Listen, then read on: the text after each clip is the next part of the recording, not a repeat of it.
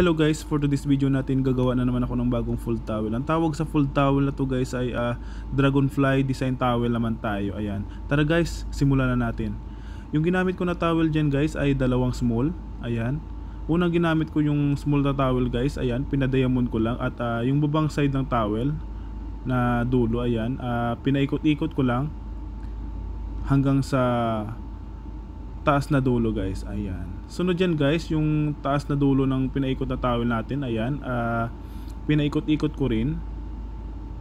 Ayan. At inipit ko yung pinakadulo sa may bandang gilid nya guys. Ayan.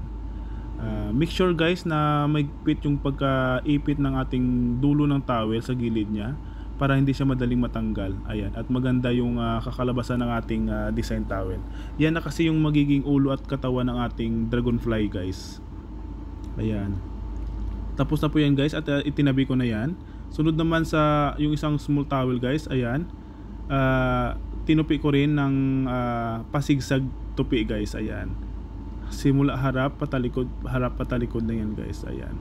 Ganyan lang yung pagkatupi guys. Yan na kasi yung magiging pakpak ng ating dragonfly guys.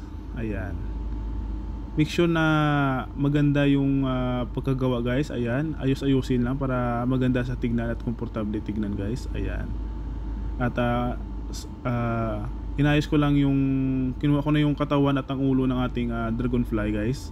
At ipapatong lang yan sa may pakpak ng ating ginawang huling towel guys. Ayan. Tapos na po yan guys.